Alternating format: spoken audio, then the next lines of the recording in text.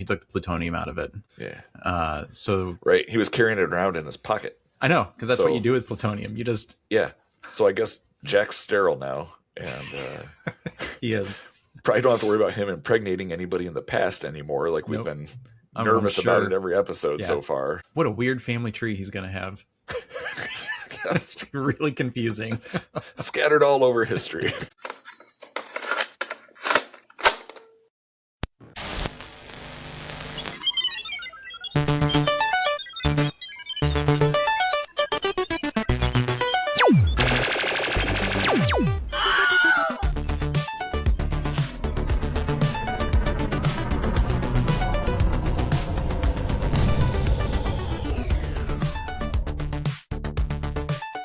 This is Broadcast Obituaries, Gone Too Soon.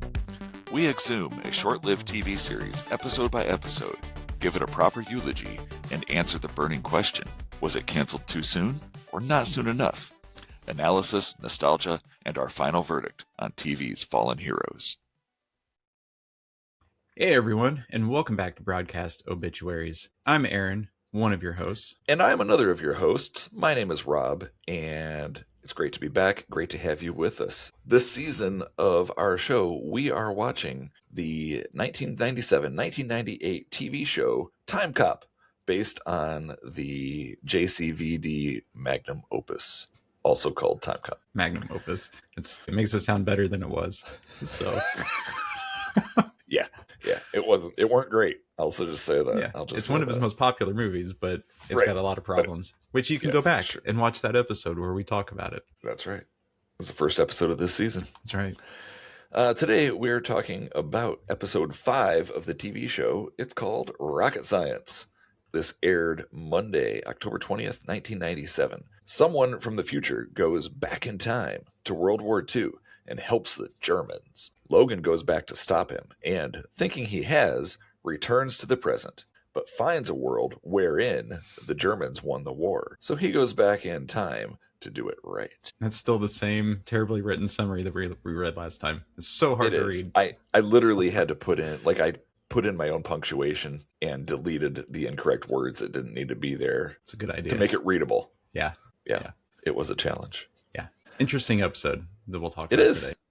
It is different than what we've seen so far in many ways. Yeah. I think you mentioned it last time that it was probably the original pilot. Yeah. And it definitely feels like it was a pilot that they just threw in randomly as episode 5. It's very weird to watch. So I didn't dislike it though. I'll just say that. Same here. Yeah. So before we jump into the episode, do you want to take us back in time with a back in time Inception? Yeah, let's do both of those. Let's go. Nice. Back in time. Back in time. Back in time. So today we're going back to October 20th, 1997. It's when this episode came out. We do these back in time segments so that we can kind of experience what was going on in the world when these episodes came out. Everyone, what the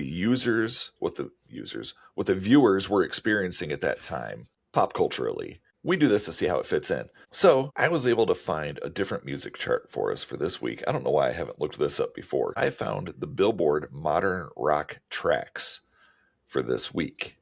Okay. And we got the top 10. And there's some good stuff on this list. Some really good stuff. Let's start at the bottom with number 10. It's a song called Wrong Way by Sublime. Oh, yeah. That's a good one.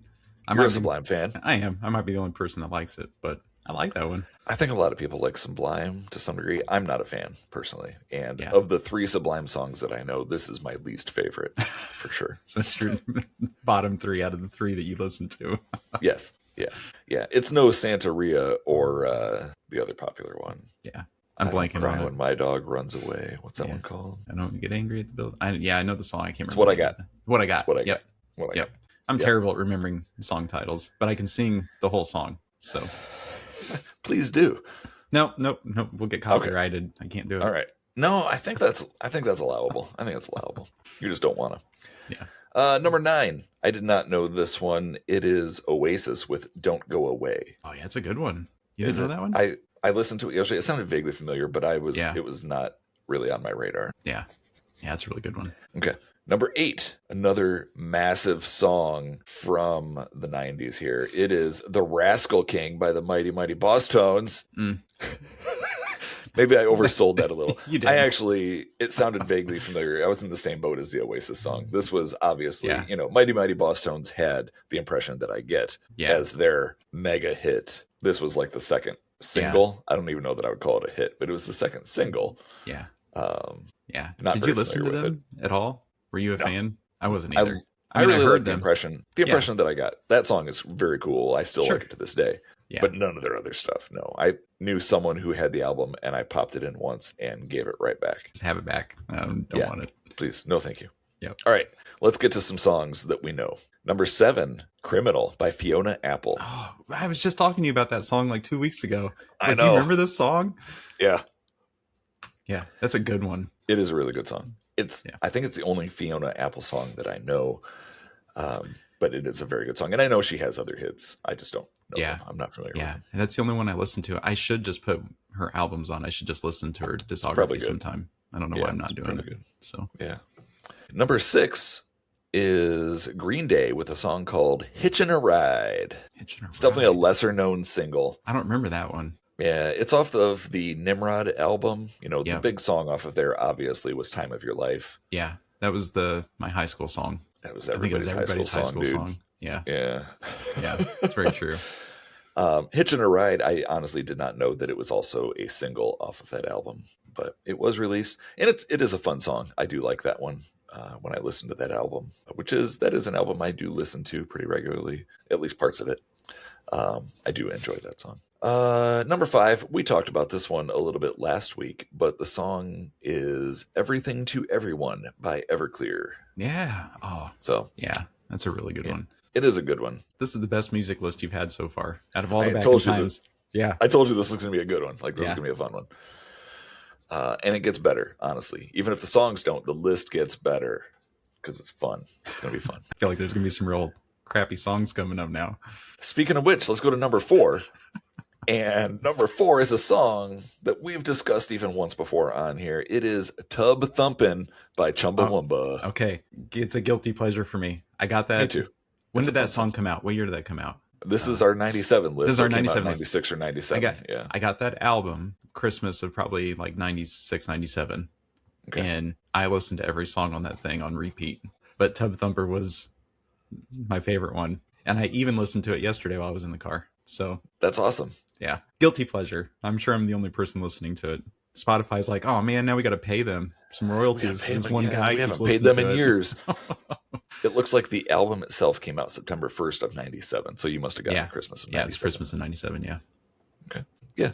It's a fun song. I'm with you. I don't think it's a good song, but it's a fun song and I like it. Yeah. It is. It's catchy. Yeah. You know all the words. You can sing along. Yep. I did hear it probably within the last week. It was definitely after our Fiona Apple Criminal conversation sometime. I have heard this since then. So yeah, fun one.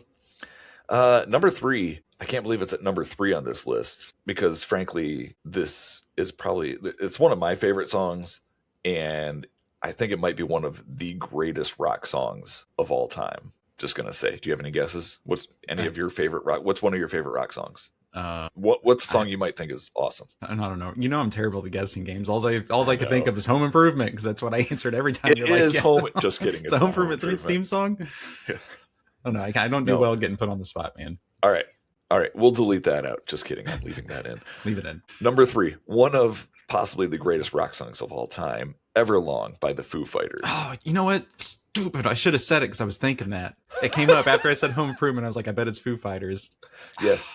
Okay. They're one of my faves. I've not seen them in concert. Okay. That's one that's on my bucket list. I would love to see them someday. I am not a big Foo Fighters fan. I do love this song, and I like much of their music. To me personally, to go on a side rant here, I feel like the Foo Fighters music is kind of generic for the most part. Maybe it didn't used to be. They have a formula, and it's very formulaic and kind of generic. I think they would still be awesome to see live in concert. Yeah. And frankly, they're here fairly often. Why haven't you gone to see them already? I don't know. I don't know what my problem is. I need to. I should do it. That's a goal for me. I'll do it. Yeah. Next time put it on your list. Yep. Everlong is just a phenomenal song, though. Yeah, it's good. phenomenal. Yeah. Great song. I love it. That was number 3. Numbers 1 and 2, we got a couple fun songs. They are not world beaters, but they are fun. Number 2 was the song that introduced most of the world to the band Sugar Ray. It's Fly. I Just Want to Fly. Yeah, that's one of those when it comes on the radio, I leave it on just because I hate it. And I just want to feel... Oh, you hate that one? Yeah, I'm not a fan. Okay. Yeah. I like that song. I like a surprising amount of Sugar Ray music. Really? Yeah. I don't know why. Well, that's... I guess it's my guilty I guess it's pleasure. like your Sublime or something. It must be. It must be. But I do really, really like this song. For me, this one is just nostalgic. It was that time in my life when... Yeah, and that's probably why I really listened to it. But I don't enjoy it. Yeah. I feel that way about the next song on here, which to some degree, this one is also nostalgic because obviously it came out at the same time and it takes me back to a certain point in my life. And at the time, I thought it was it. I thought this was the bee's knees. Like, this was the greatest song I'd ever heard. And now it comes on and I roll my eyes and I leave the radio on. But it is the song Walking on the Sun by Smash Mouth. Yeah, that's a guilty pleasure. I also had that album, so yeah. Okay. That's okay. But it's one that I don't go back to, though. It's one of those that was so 90s that it doesn't even hold up today. It's not timeless. It is not timeless at all. Yeah. And it's very 90s. It's like this was made for the era. Yeah, to be fair, a lot of the 90s music feels like 90s music, even now, listening to it. And that's okay. But Sure. Some of that, you're just like, oh, this is still good to this day. Others of it, you're just like, oh, man, this is stuck in the 90s. You know, Stuck in the 90s. Like we're stuck in the 90s. Absolutely. What better place is there to be stuck? There's not. It was the greatest decade. Hands Right. down. So that was it. That was our top 10. Walking on the Sun actually that's a good was one. number 1. That was a good list. Yeah. That was a good list. I knew like almost really every fun song list. on that list. So Yeah. it was a good one. Yeah. Go back and listen to Hitchin' a Ride by Green Day. I will. You'll probably recognize. I mean, did you have that album, Nimrod? Yeah. I had Nimrod, but So you'll I just don't recognize it. remember it. But Yeah. Yeah. We're going to incept a little. We're going back to 1944 because that's when our episode is set, which, as we know, this was the height of World War II. World War II for America was 1941 to 1945. So we're coming down the stretch in the war. Just for reference, this is actually, I didn't intend this. This has turned into a slightly longer incepted back in time. This is really, the intent of this is just to set the mood for some of the big things going on in the world. I definitely don't want to belabor this and spend too much time here, but there are a few things that, as I researched, I was just like, oh, I should talk about that. I should mention that. So let's start with the box office. The highest grossing film of the year was a movie called Going My Way, which starred Bing Crosby. But this was closely followed by the iconic Judy Garland musical, Meet Me in St. Louis, which I know much more that movie than Going My Way. I don't really know Going My Way. I've heard of it, Bing but Crosby. I've not seen it. But I've seen the other one. Right. As well. Me too. I've even seen a play based on Meet Me in St. Louis. Like, it was a very popular thing. Some of the other movies of the era. We had a classic film noir film, Double Indemnity. This was it was a big deal. It had, I actually have it pulled up. It had Fred McMurray in it.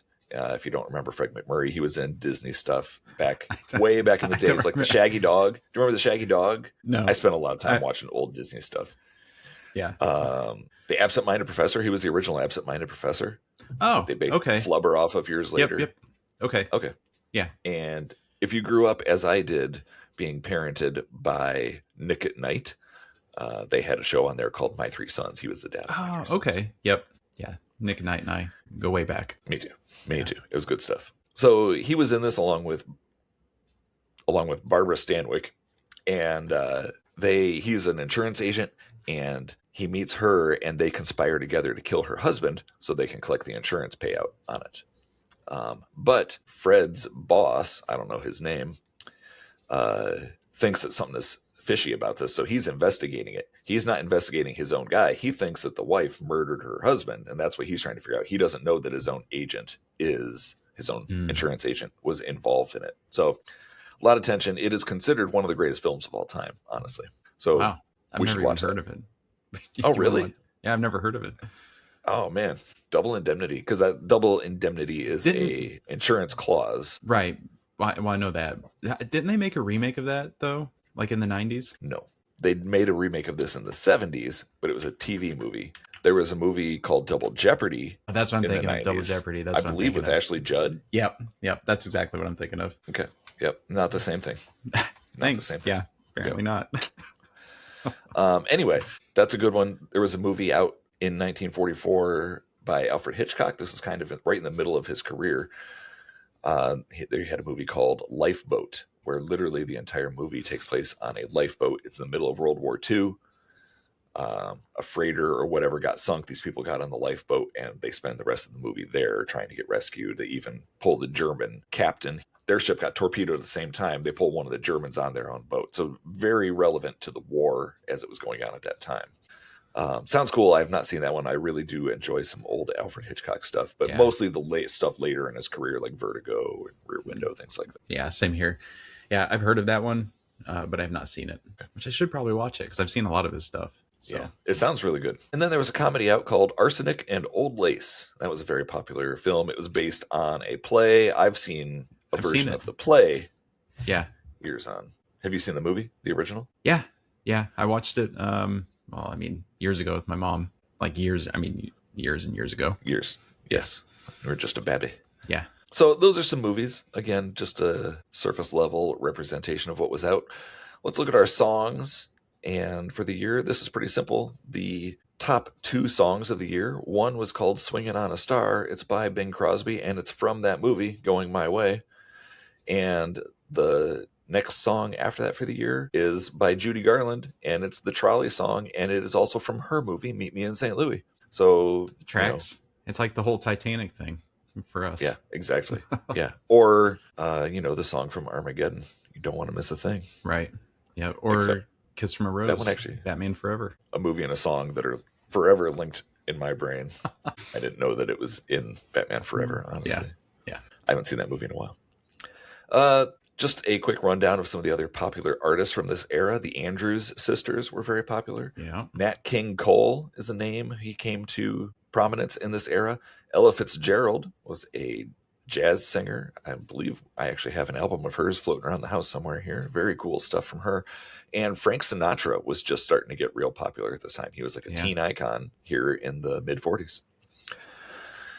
I did have one other song that I wanted to point out. This song was recommended to us in some comments by regular show listener Devin. The song is called Strange Things Happening Every Day by Sister Rosetta Tharpe. And I went and checked it out. And this song is 1944. This is basically like a rock and roll song that came about, 10 years later or so.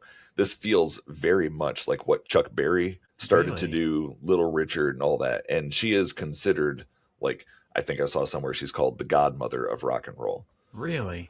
But yeah, here in the mid 40s, I saw the video. There's a video. Is it a video? It can't be a video.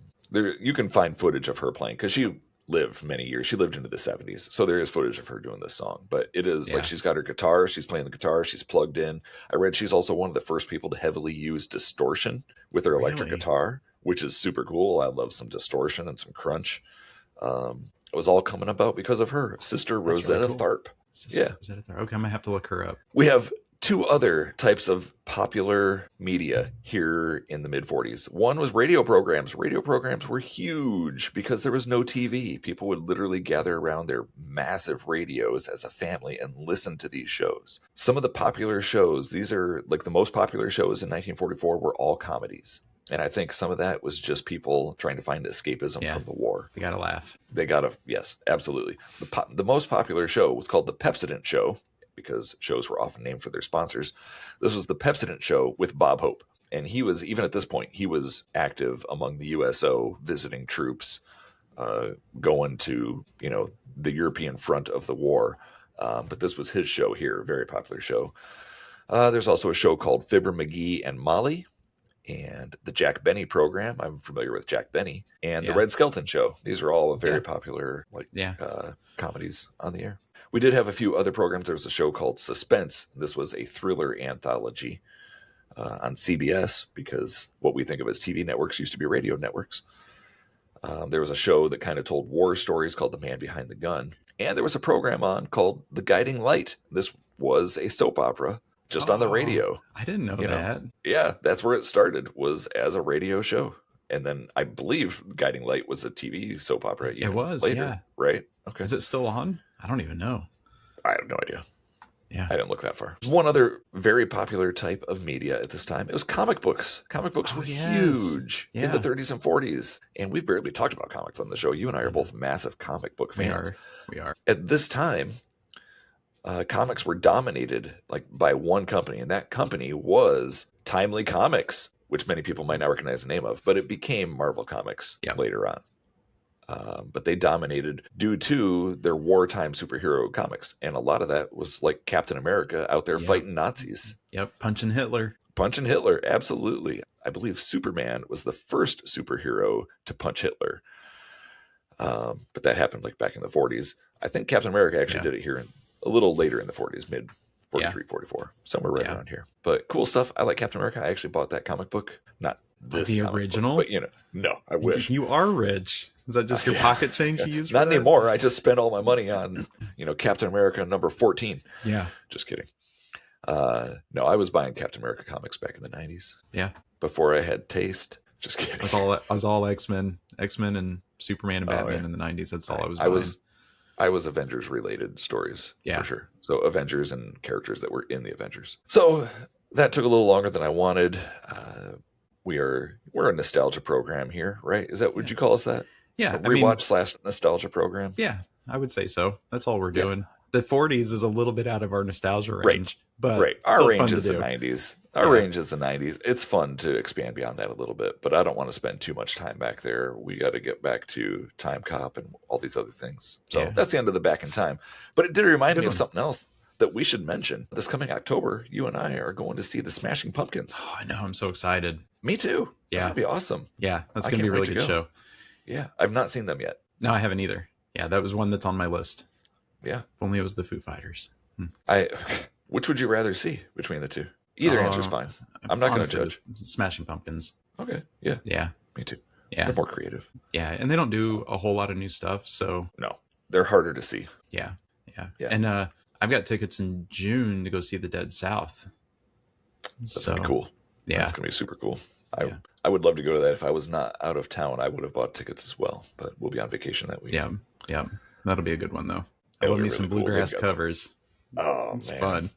Yeah. What is it? What's the System of a Down song they do? Chop Suey? They do Chop Suey, right? Yeah. Oh, it's so much fun. Their version, I prefer their version over System of a Down's, honestly. I do too. Cool. When I put on Chop Suey, I usually put that one on. Nice. So nice. I like it. So it's funny.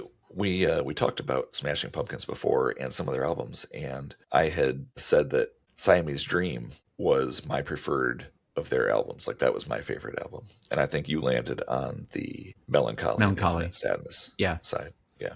And this is the 30th anniversary tour of Melancholy. Yeah. But it's funny, we had another listener of the show mention, a friend of mine mention, he said, "Hey, I just listened to that part where you said that." He said, "We're going to have words." And I hope that he really let you have it. We haven't had the words yet, but I'm sure he will. He is definitely on your side. He's a Melancholy fan. Good. Which is, honestly, I think it's just whichever album you came to first or spent the most time with is the one that you're going to prefer more. I've spent a lot more time with Siamese Dream. That's the one I know better. I guess if I'm being completely honest, I would say Melancholy probably has the better hits. Sure. Like Bullet with Butterfly Wings, Tonight, songs like that. Those are great. But I think overall, Siamese Dream has total better songs. But, to each his own, Sure. But I'm sure he will let me have it. But there's a right answer to that.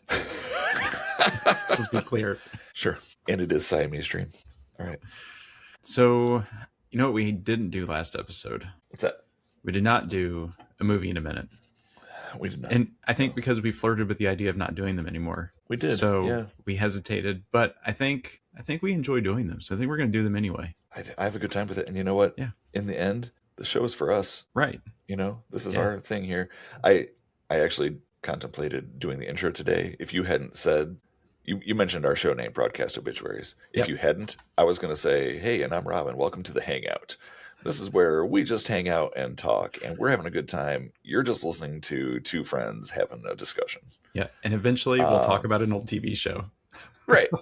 Yep. You can listen or not. Just Yep. keep it turned on and streaming, That's preferably. right.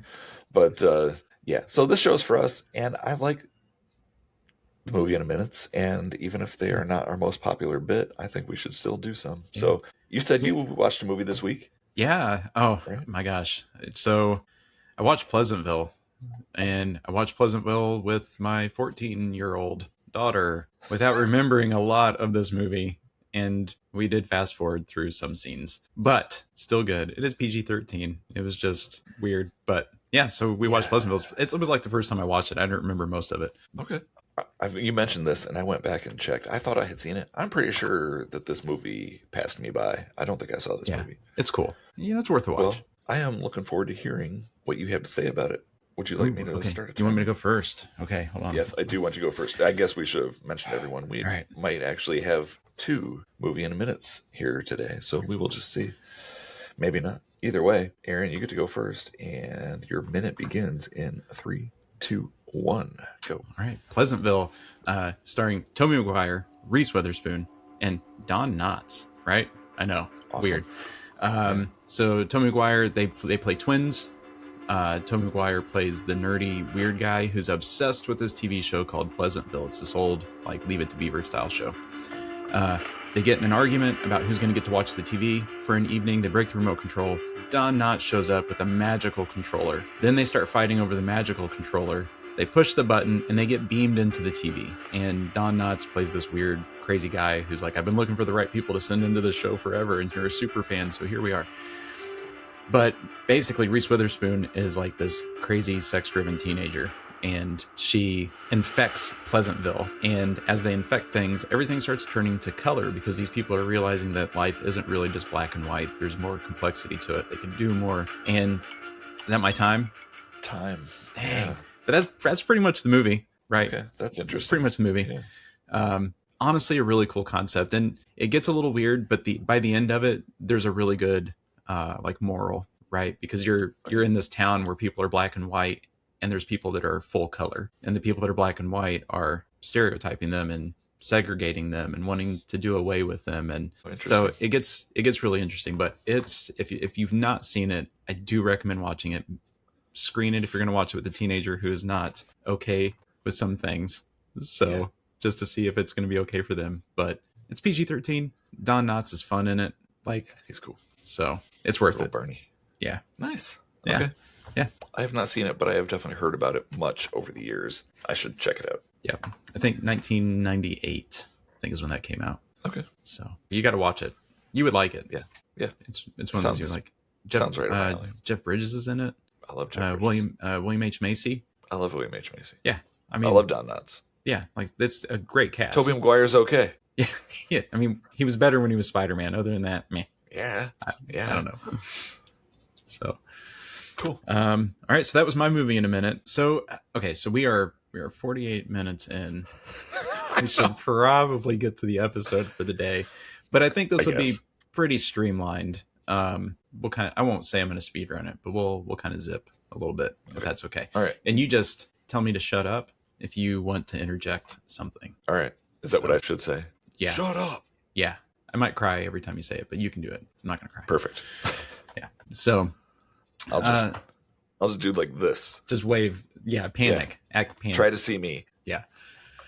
All right. So episode 5, Rocket Science. We open up immediately September 6th, 1944 in Berlin, Germany. And this is the most ginger Nazi I've ever seen. This little redhead pale. He looks like me. Yeah. Looks like me. Yeah. It's just crazy. But there's a guy who's, I put in my notes, some dude brought a laptop back to 1944, and it's full of all this future tech, missiles, atomic bombs, stuff, like everything. He's got it all, and he's wheeling and dealing. He wants to help the Germans win. So that's just, you immediately know. We don't know who the guy is, but he's wearing sneakers and like a t-shirt. He looks 100% out of the 90s, which is fantastic. Has an earring and blue jeans. He does. Yeah. Completely 90s. So we go back now to the Time Enforcement Commission. So we're back to, I forgot what year, 2014? 2007. 2007. I don't know why I doubled it. 2007. It doesn't matter because it's all weird. So this was definitely a pilot episode, and you can tell because they cut back here, and you immediately see two Egyptians riding on the back of a golf cart. I don't know if they were being arrested or if they time traveled there or what happened with that. Like, I would love to understand that story. There's two Egyptians, and then we get to see Genghis Khan, and I think the history professor, or maybe it was Jack, is like, "Hey, Genghis." Like, they see him all the time. I think it's Easter. It was Easter, yeah. Yeah. He says something like, "Hey, Genghis, big fan." Yeah. Just really, really weird because it feels like it completely throws the idea of what this TEC is supposed to be about. It's almost like the whole TEC, the dome there is just jumping. There are people everywhere. It's and so it almost full of people. feels like a TV show, like a cop show where they just have cops dragging perps through and all kinds of stuff. Like the Egyptians, Genghis, like someone is perp walking him through the station to like go lock him up or something. Yeah. Along with all these other people. Like Genghis Khan is the time traveler instead of someone going back to his time. It's weird, right? Yeah. And none of it made any sense. But I'm assuming that's the feel they were going for here, is to make it feel like a police procedural. Yeah. But with time travel. Yeah. And to let you know that, the time travel's involved. So, yeah. I know. It was just weird. It was weird. But you're right. The dome is hopping. Like, I don't think in any of the episodes we've seen that many people in that. Nowhere close. That place. Yeah. So we learned pretty quick there's a level 7. Have we had a level 7 ripple?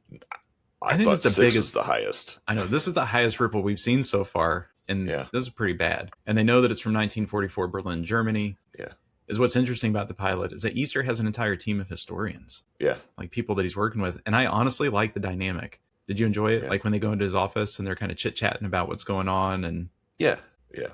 I think ultimately they must have decided we don't need 3 people to do the role of one person. Right.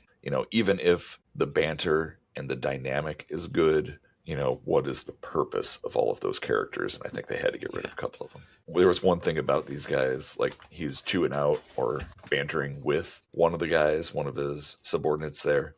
And he's like, "Oh yeah, I really liked how you use that image of so-and-so, like a government person." He's like, "Yeah, you put that right into your presentation there. The only problem is she was naked." And the kid's like, "Yeah, well, that was a glitch." But it really reminded me of the weirdness from the Timecop movie with the porn, the one guy who was always the guy that was running the shuttles, and he had the virtual porn for a minute, and I was like, "What is this?" Right, it was so weird. It's almost like they were trying to tie the show back to that or something here. He seemed like an intern though, because he was like trying to wow them with new technology and simulations, and maybe he just didn't really know how it worked. But it was a little weird. It was interesting, a little weird. Yeah, it was weird. It was weird. Yeah. So we meet a new character who's very clearly only in this episode, Amy. Yeah. I think her last name was Fuller, maybe. Yeah. Which got confusing for me because that is the last name of the actor playing Dr. Easter. His name is Kurt Fuller. It was very confusing for me when I was reading it or hearing it. I got Fuller? Like, why are they confused? Why is Jack sleeping with Easter? I don't understand. Yeah.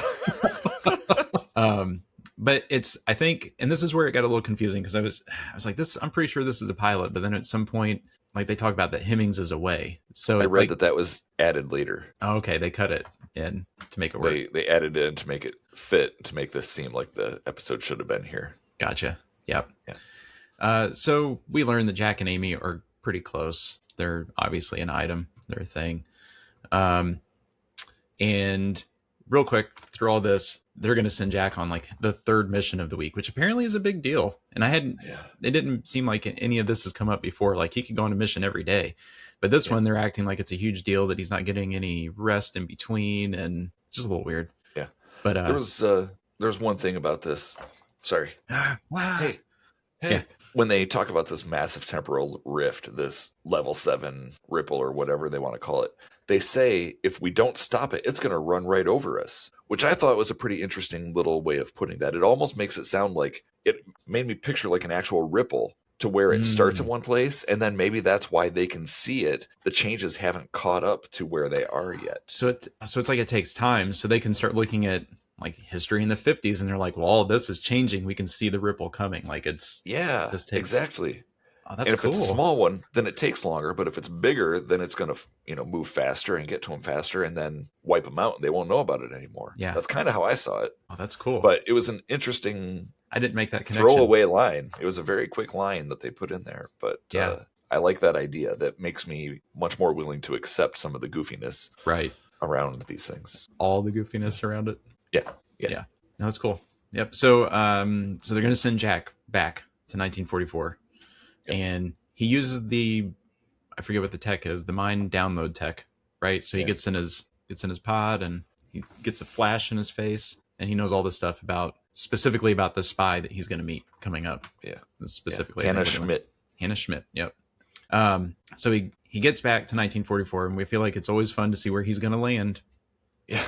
And he lands in I'm assuming a bar full of Nazis. Yeah.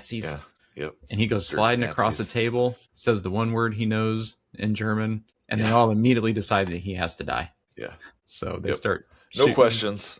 No questions. They pull out machine guns. Yep. They're just blasting up the bar. Yep. They just start shooting. Yeah. So kind of reminded me, like when he's laying across the table, one of the Germans at the end of the table stands up, and he's like this really big dude. And it kind of reminded me of Indiana Jones and Raiders of the Lost Ark with the big mechanic guy that he ends up fighting with. Yeah, in the desert by the airplane. Yeah. Right. Yeah. I don't know why, but it just kind of reminded me of that. Maybe it's just the way he just looks up and up at him. Yeah. Yeah. Oh, man, that's a great movie. Plus they're fighting Nazis, and just kind of had that same feel to it, I guess. Yeah. That is a great movie. I know we're pretty late into our story here, but do you have a ranking of Indiana Jones movies? How do you feel about the Indiana Jones movies? I don't think we've even mentioned them on here. They're some of my favorite movies. I don't know if you can see my album cover of Raiders of the Lost Ark there on the wall. I love those movies. How do you rank them? Oh my gosh. And if you don't want to include the last one or whatever. I never saw the last one. Dial of Destiny. I haven't seen it yet because I really disliked Kingdom of the Crystal Skull so much. Yeah. And I was like, I don't even want to watch another movie in this franchise. But somebody to tell me it's worth watching. It's better than Kingdom of Crystal Skull. So I probably need to check it out. But oh my gosh, if I was doing my ranking, Raiders of the Lost Ark, number 1, Last Crusade, Temple of Doom. Do we count the short run TV series, Young Indiana Jones? Okay, we don't count that. That's totally separate. Totally separate. And then I think Kingdom of Crystal Skull, and then I would put Dial of Destiny because I haven't seen it, so I just put it last. You just haven't seen it. Yeah. Our list is identical. Okay. And I have seen Dial of Destiny. I would still put it. It's not better. It's not better. I don't think so. Oh my gosh. I don't think so. Yeah. Yeah. Crystal Skull wasn't even good. No. It was not. So that bad. Should tell you a lot about Dial of Destiny. What I didn't like about Dial of Destiny is just I have the same complaint about that as I did about the Star Wars sequel trilogy with how they treated Luke Skywalker. Like they completely changed his character and made him a turd of an old dude. I know.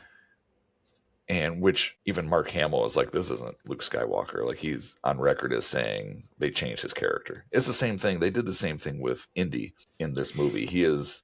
I guess he was maybe always slightly grumpy, but they really turned him into a grouchy, grumpy, crotchety old man who just was not fun. Whereas younger Indy was always fun.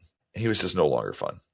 They just changed the character too much for me. And he had gone through a lot. You know, I don't want to ruin anything, but he's been through a lot in his life by this point, and his life has been hard. So I get it, but I just don't agree with those changes. I wouldn't have made things that bad for him so that he could still be a fun character. I know, frankly, if I were doing it. It's got to have some comedic value to it. Right. Instead of just being angry. Right. So, our lists are the same.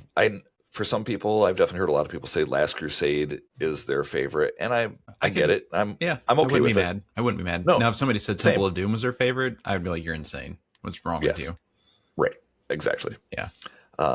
For me, I think a big part of it is just that Raiders was like the first one, and everything else is kind of based on Raiders. So you could say Last Crusade is great. I didn't see Raiders in theaters. The only one I saw in theaters of the originals was Last Crusade. I did see that brand new in the theater.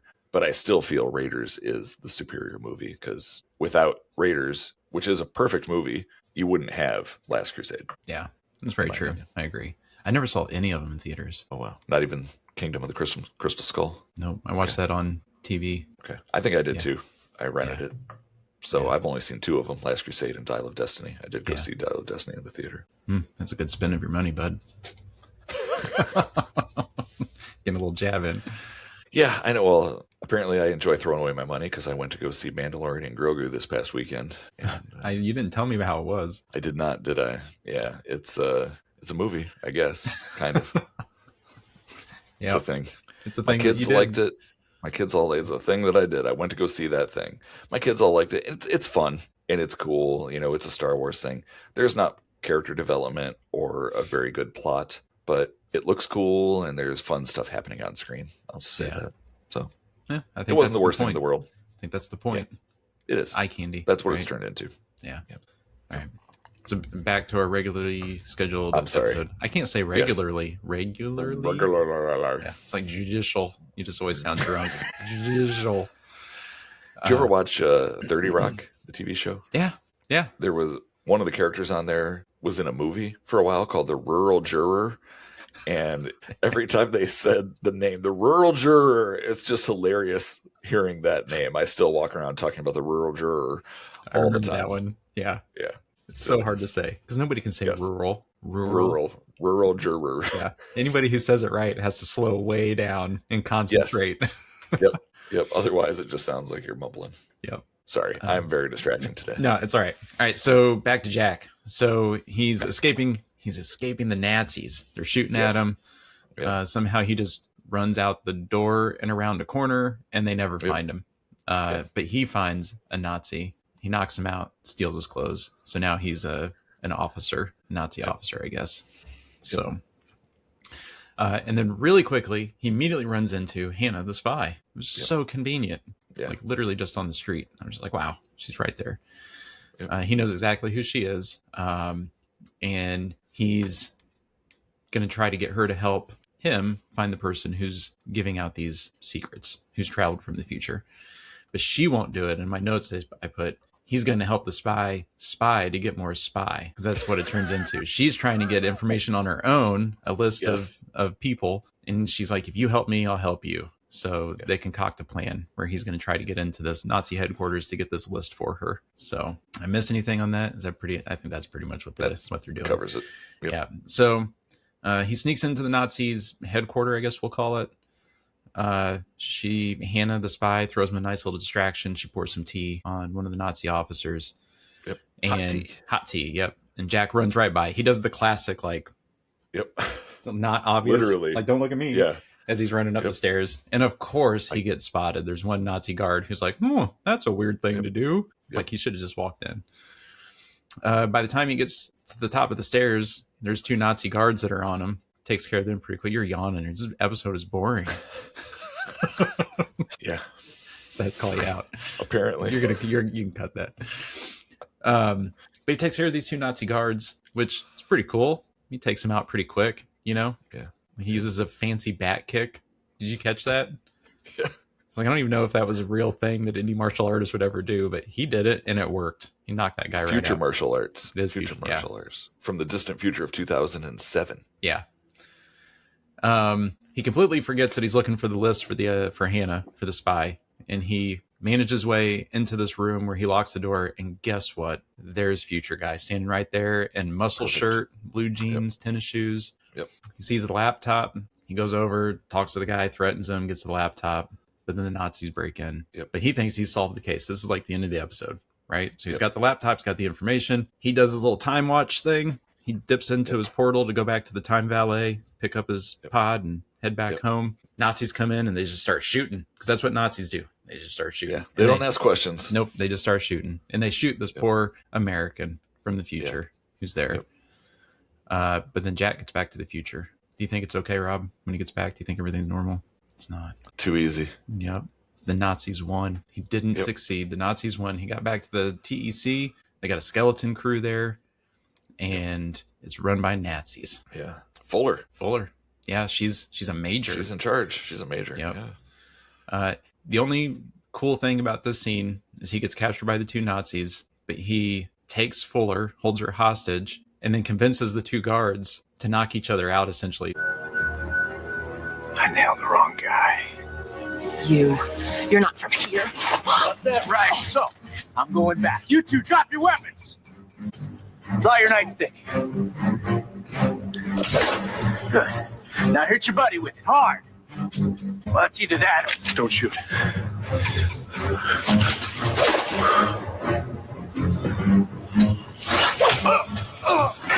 I love that Nazi enthusiasm. He must have had a grudge against the other guard because he whipped his out and just clunk.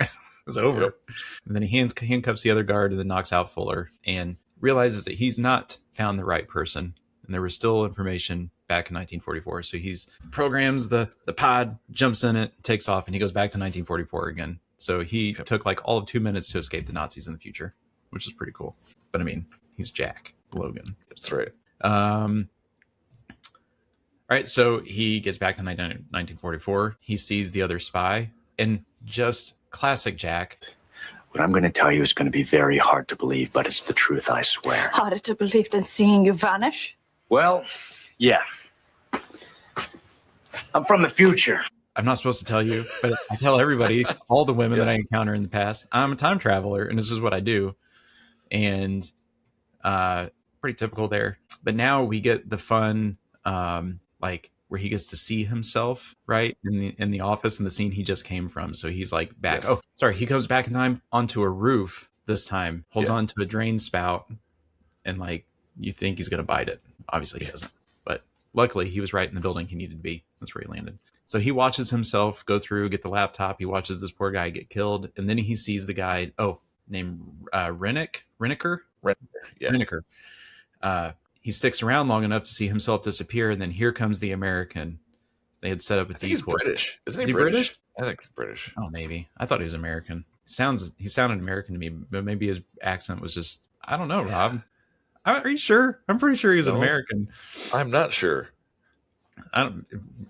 He was not a great He's a actor, time so traveler. it may not matter. He's a time traveler. It doesn't matter where he's from. Yeah, it doesn't matter. He's from where the he's future. Future So, man. Future yes. boy. Future boy. So the one thing I didn't mention is that when he goes back to the TEC before, it's now Renneker Enterprises. So this guy impacted the future, and he does have a monologue where he wants to be the next Bill Gates, but then he realizes Nazis don't know who Bill Gates is. So he's like, Thomas Edison. Yeah. It's kind of funny. Yeah, so he's basically, he wants to bring his knowledge of the future to the past and become the tech giant who introduces all this technology all about sooner. money. And the first one, it's about money. Yeah. Yeah, it's all about money. But so he sees Renneker, and of course Jack gets caught. He just like bounds in trying to stop him, which was weird. Yeah. Like very bold of him. Yeah. We see that Renneker has a spare laptop. He's like, oh, it's a good thing you always have a backup, which means both his double stand-in, the guy who got shot wearing his clothes, and a laptop. But he also has a canister of plutonium. Yeah. Do you think in that far distant future of 2007, you can just walk into any corner drugstore and buy some plutonium? Not unless you know the Libyans. Okay. It's true. That's the only place you can get them That's the only from. place you're going to get it. I really hope somebody understands the reference here that we just I used. hope so too. I sure hope so. Yeah, there must be Libyans in 2007. And they probably were like, look, we already went through this with this guy, and he screwed us and bought a DeLorean, and none of it worked out. We did he turned out he sold us pinball machine parts instead of bomb, like this, so it wasn't good for us, so you can't screw us. But then this guy was like, well, I'm taking this plutonium, I'm going back to 1944. Yeah. So he just took it and disappeared. Yeah. They're like, screwed again. And now the Libyans are like, where's the guy with the DeLorean? Yep. He's got to be here somewhere. Oh, that's a good connection. I like that. that's headcanon for me now. So Jack gets caught. He eventually breaks the other laptop. It doesn't matter because apparently Renneker's a genius and everything's in his head. Yeah. Smart guy. Yeah. There's some conversation with Jack and the spy because he knows when the spy is going to die, and they have a little conversation about that because he told her he was a time traveler, blah, blah, blah. And then, long story short, they get to the point where Renneker helped the Nazis build the first atomic missile. And they're getting ready to launch it. You're going to set this thing off. He says, we're going to make London foggy, is what he says. And the Nazis are super excited about it. And yeah, what did you think about the... Yeah. What did you think about the guy that played Hitler? I've definitely seen more convincing Hitler actors. That's what I thought. Just about every time I've ever seen him portrayed. Again, I go back to Last Crusade. There's a guy playing him in there who was like I spot thought on. literally was him. Yeah, so good. But most of them typically are. This guy was fat. Yeah, and short. Yeah. He was really short. Yeah. Did not meet my expectations of what he should look like here. Yeah. But so they're at launch day, and they're getting ready to launch the missile, and countdown's going, and Jack and Renneker are fighting. Missile launches, and we find out that Jack had actually disarmed the missile. He took the plutonium out of it. Yeah. So right. He was carrying it around in his pocket. I know, because that's what you do with plutonium. You just... Yeah. So I guess Jack's sterile now, And He is. probably don't have to worry about him impregnating anybody in the past anymore. Like we've been nervous about it every episode so far. Man, that's now weird. It's cool. He can't have kids. What a weird family tree he's going to have. It's really confusing. Scattered all over history. Yeah, it's going to be really confusing. This yours? Oh, man. You disarmed it? Night before last when you were checking on your scientists. This is turning into a really bad day. Renneker goes and tries to explain himself to the Nazis. He's like, hey, so this isn't going to work. Like, London's going to be okay, but I can build a new one. Give me 3 days. But you know what the Nazis do? They just shoot him. Because that's what the Nazis do. Just kill him on the spot. Nazis going to shoot. Yep. Jack goes to clean up. He says he's got to take care of the rocket fuel that wasn't supposed to exist. And what was funny to me is he's like, he pulls out this steel pipe and he's like, I got to go take care of this rocket fuel. What are you going to do with the steel pipe to destroy the rocket fuel? I didn't understand that. Like, just spill it? Are you just trying to spill it? And you just want to put a hole in the canister? That's what I thought he might do. Is just weird. Dump it out. Yeah. But no, he like wedged that down on the gas pedal of the truck. And drove it into something to explode. Yeah. But it was funny when he pulled it out because I was like, what are you going to do with that? Yes. So he gets rid of the rocket fuel. He gets to kiss the girl. She doesn't die. Not yet. She gets shot in the shoulder. Yeah. So did he change history? I think she was supposed to die. Yeah. She was supposed to die. So he changed history. That's what I was going to say. He changed history. So once again, he's the worst TEC agent ever. He told her, he said, you're considered dead, so go change your name and go live a different life. So who's to say that's not what happened originally, too? Sure. I mean, if she was What's the recorded paradox? as being dead. Right. Yeah, it's the paradox, We don't right? know. Yeah. So, yeah, and I think that's it. We go back and everything's normal. Yep. It's fine. So. He tosses that plutonium to someone like it's a hot potato. That's Get rid weird. of He's this. still carrying it around like it's no big deal. Maybe it's in a lead container. Maybe it is in a lead container. Lead line. I hope so. So I don't know. What do you think about this one? You know, I thought there was definitely stuff I liked about this. I thought it was cool how he went back and time had been changed. Now he had to go back in time again. It was very reminiscent of the movie. Right. When things were changed and he had to go back and forth. And I really liked that about it. It was a little more than just our straightforward Jack goes back in time, solves a crime, and comes back to the future. Right. Yeah. It was a little more time twisty. I really liked that about it. And honestly, I really liked the bad guy, Renneker. Yeah. Like he's my favorite villain on the show so far, even though in the last episode, Ian Pascoe really ratcheted up, and I became a believer in him as a villain. I was like, okay, now I see it. This guy, I feel like had better motivation. Like he had a better reason like Pascoe just was crazy. He just wanted to kill people. This guy actually had a personality. He was making some jokes and just the way he talked. Like when he went to tell the Germans, he's like, hey, now listen, that bomb was sabotaged, so it's not going to work. Like he was, schmarmy about it almost, Yeah, exactly. And I like that. I thought he was a good character on the show for once for the villain. So I like that. Overall, I thought this was good. It was definitely felt different than the other episodes. Easter was kind of crabby and not as much fun as he is later. Missed Hemmings. I've grown to like her, and now she wasn't there. Yeah. Apparently, Jack is totally invested in this other woman who's going to disappear after this episode. Yeah, and never come up again. Yeah. So, but I like this one overall. Time sled parking spots, I would go 7 out of 9 again, which is what I gave last week's episode. Okay. I liked it a lot. Yeah. Yeah. How about you? I agree with everything you said. I thought it was really good. Like I would prefer that the show still has this same feeling. Yeah. Like I like the cop procedural part of it, like walking in and the TC is just super busy and bustling with activity. And like I thought that was really cool, and it feels a little like the other episodes feel a little slower now, right? When I think back to them. So, definitely. Yes. But I really liked it. I agree with everything you said. I kind of wish they would have kept Fuller on to see that dynamic play out between him and Hemmings. I think that would have been fun. Like it would have given the show another layer of something. Yeah. So I agree. But yeah. Good point. Time sleds, man. You 7? You gave it a 7. Mm-hmm. I honestly think I would give it a 7 also. Nice. Yeah. Yeah. This is a good one. It was really cool. You're right. Like the fact that he comes back and the future did change and he has to figure out how to get back again. Like that was really fun. Total nods in the movie. And they can't do it every episode, but it was really interesting to see it. And they come back to a Nazi America. Wild. Yeah. So cool episode. Yeah, it was a lot of fun. And if there's any listeners out there, jump in and let us know what you think's when he time sleds into the future. Is it a valet? Is everybody just on board that he parks his sled with a valet and then walks through a magic door to show up where he needs to go? Or what other ideas and concepts are out there?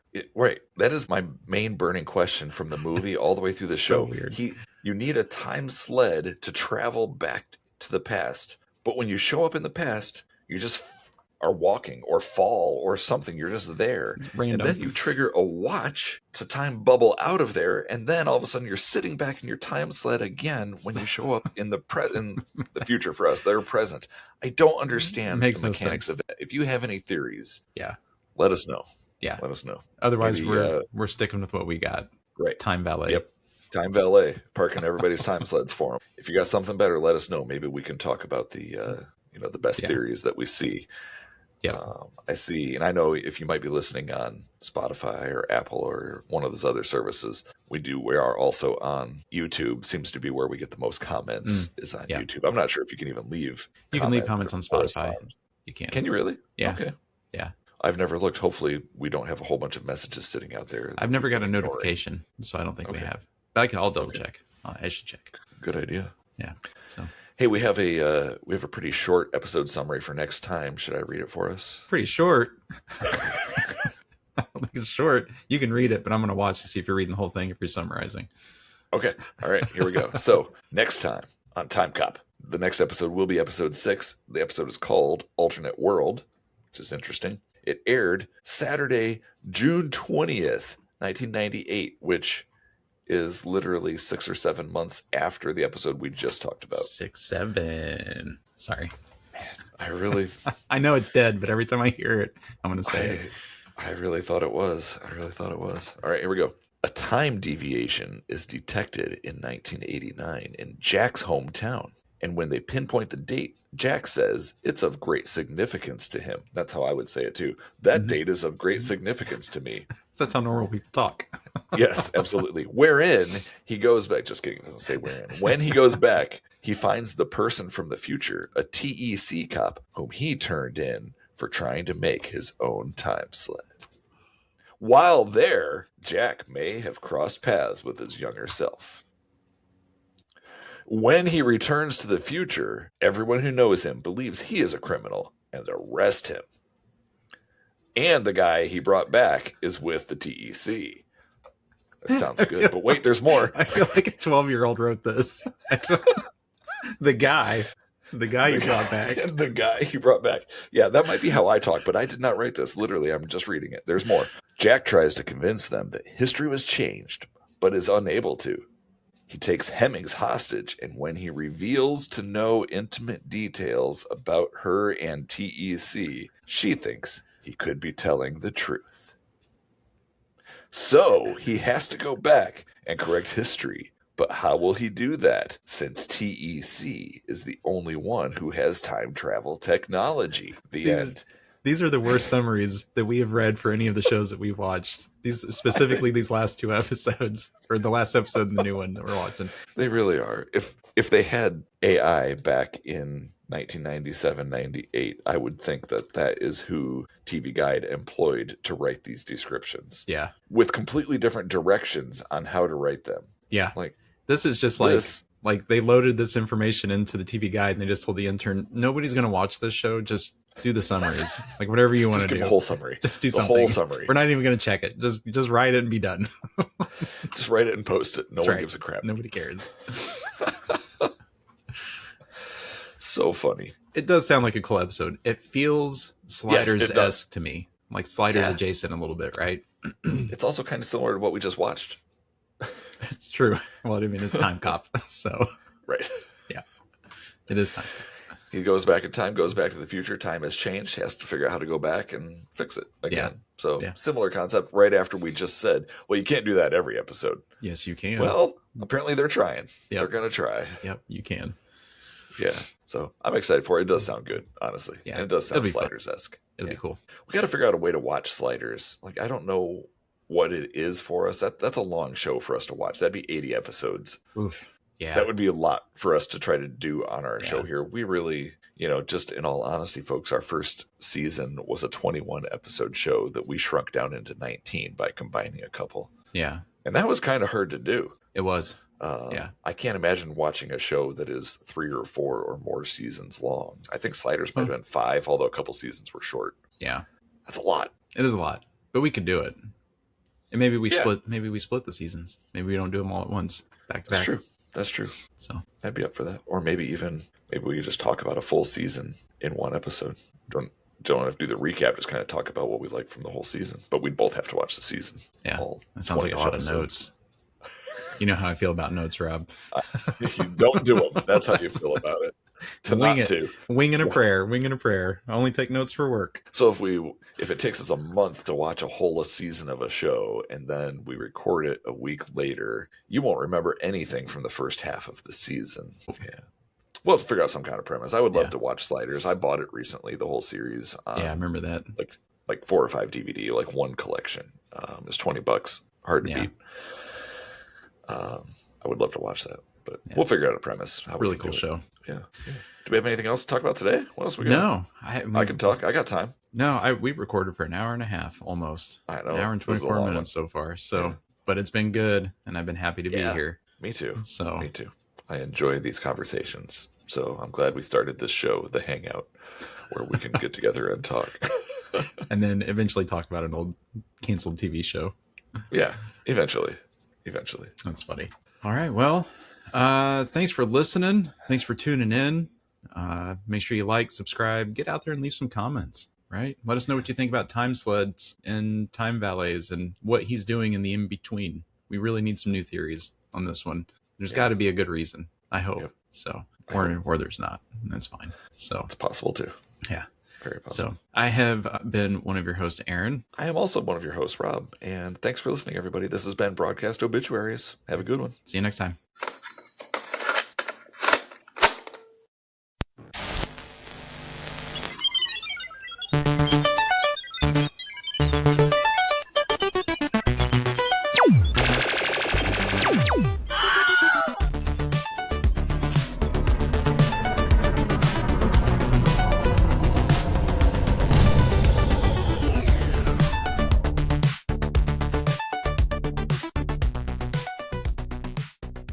I'm baby stepping across the office. You are. I'm baby stepping to the refrigerator. Is that a What About Bob reference? Yeah, it is.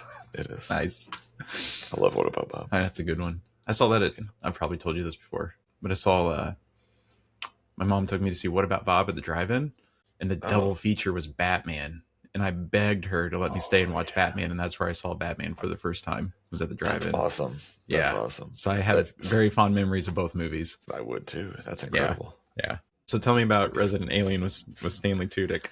Stanley Tudic. Alan Tudic. Yeah. It's a good show. Do you know anything about it? Not much. Only you've mentioned some stuff in the past that it it dips a little bit after a season or so. Season 3. Season 3. It drops in quality, but I think there's 4, and he plays an alien. Like an alien takes over this body, and he is the human body. And it's your typical, how does this alien fit in with humans, and kind of like a Morgan Mindy type of scenario where he's an alien but trying to fit in and be human. Yeah. But very funny, just very funny. I love the show. I guess it got canceled after season 4, and they had wanted to do 5 seasons, and it looks like Netflix has picked it up and is going to make that last season of it. Oh, so look at Netflix coming to the rescue. I haven't had a Netflix account in years, and I've still only seen 2.5 seasons of it. I think the rest is on Peacock, so I might need to go catch up and then sign up for whatever it's called, Netflix, whenever they finally get it. Yeah, I might need to check it out. I've been watching a lot more TV. It's a funny show. It's a good show. So yeah, it's worth it. I'm almost finished with Reacher season 3. It's not good. It's good, but it's not the best season so far. I thought it was the best season so far. You really did? Yeah, I'm like, it's good, but it's not the best. Yeah. I do think it's the most tense season so far. For sure. But yeah, and I like the can't remember which episode it was, the callback when he kills the guy at like the warehouse. He slams his head into the table, and like the pin cushion thing goes into his head. Oh yeah, where they put the receipts. Where they put the receipts on him. I don't know what those are called. I should know. No. We're old enough to know, but we don't know.